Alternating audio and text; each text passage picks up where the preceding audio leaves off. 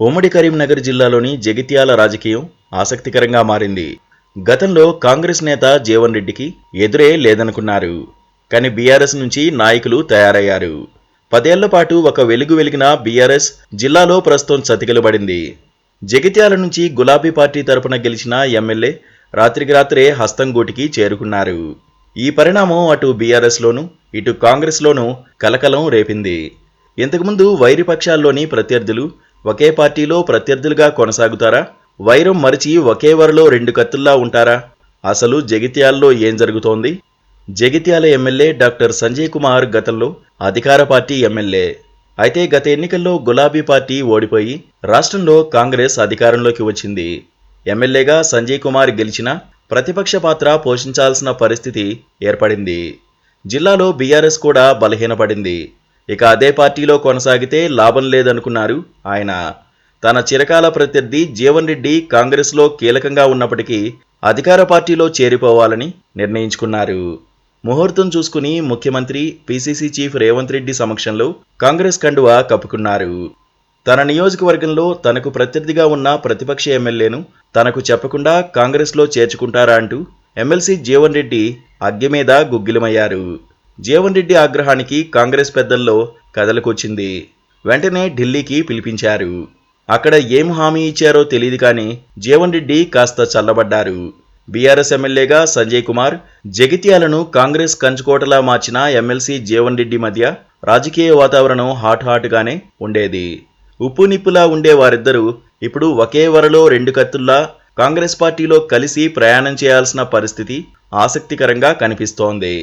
జగిత్యాల అంటే తానంటేనే జగిత్యాల అన్నట్టుగా వ్యవహరించే జీవన్ రెడ్డికి ప్రత్యర్థి పార్టీ నుంచి ఎన్నికైన స్థానిక ఎమ్మెల్యే సంజయ్ కుమార్ తమ పార్టీ పంచన చేరడం ఇబ్బందికరంగానే ఉంది. అధిష్టానం బుజ్జగింపులతో పైకి మెత్తబడినట్టు కనబడుతున్నా జీవన్ రెడ్డికి ఈ పరిణామం జీర్ణించుకోలేని విషయమనేది జగిత్యాల ఎరిగిన బహిరంగ రహస్యం. ఉమ్మడి జిల్లాలో గెలిచిన 4 బీఆర్ఎస్ ఎమ్మెల్యేల్లో ఒకరైన డాక్టర్ సంజయ్ కుమార్ కారు దిగి వెళ్లిపోవడం బీఆర్ఎస్ను కలవరపెట్టే అంశమే. అయితే సంజయ్ కుమార్కు ప్రత్యేకంగా సొంత క్యాడర్ లేదనే అంటారు. అందుకే ఆయన ఎవరికీ సమాచారం ఇవ్వకుండా రాత్రికి రాత్రే కాంగ్రెస్ కండువా కప్పుకున్న జగిత్యాల బీఆర్ఎస్ క్యాడర్ పెద్దగా ఆశ్చర్యపడలేదు. కానీ గులాబీ పార్టీ నాయకత్వం ఫిరాయించిన ఎమ్మెల్యేపై అసహనం వ్యక్తం చేసింది.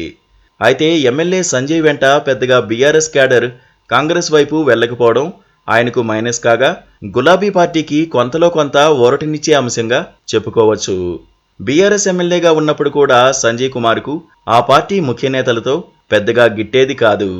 పార్టీ నాయకులు ఎవరితోనూ ఆయనకు సత్సంబంధాలు లేవు. ఈ క్రమంలో బీఆర్ఎస్ను వీడి కాంగ్రెస్లోకి వచ్చాకైనా ఆయన అందరితోనూ సంబంధాలు ఏర్పరచుకొని అందరినీ కలుపుకుని ముందుకు సాగుతారా? జగిత్యాల కాంగ్రెస్ అంటే ఎప్పటికీ జీవన్ రెడ్డి దుర్భేద్యమైన కోట అన్నట్టుగా ఉంటుంది. మరోవైపు తన రాక జీవన్ రెడ్డికి ఏమాత్రం ఇష్టం లేదు. ఈ సమయంలో ఎమ్మెల్యే సంజయ్ కుమార్ ఎలాంటి అడుగులు వేయబోతున్నారు అనేది కాంగ్రెస్ పార్టీలో ఆసక్తికరంగా మారింది. ఇక బీఆర్ఎస్ కూడా సంజయ్ తర్వాత ఎవరు అనే దానిపై దృష్టి సారించింది. పార్టీ వర్కింగ్ ప్రెసిడెంట్ కేటీఆర్ నేతృత్వంలో పలువురు మాజీ మంత్రులు, ఇతర నియోజకవర్గాల ఎమ్మెల్యేలు, సీనియర్ నాయకులంతా కలిసి జగిత్యాలలో కార్యకర్తలతో విస్తృత స్థాయి సమావేశాన్ని ఏర్పాటు చేశారు.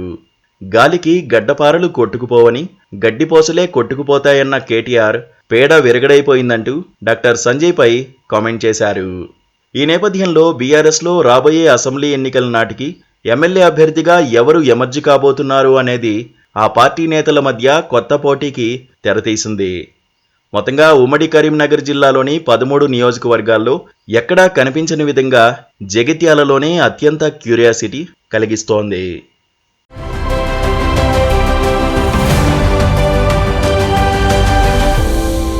Please do subscribe to Please do subscribe to Please do subscribe to Please do subscribe to Please do subscribe to Please do subscribe to KTV Telugu. KTV Telugu. KTV Telugu. KTV Telugu. KTV Telugu. KTV Telugu. Please do subscribe to KTV Telugu.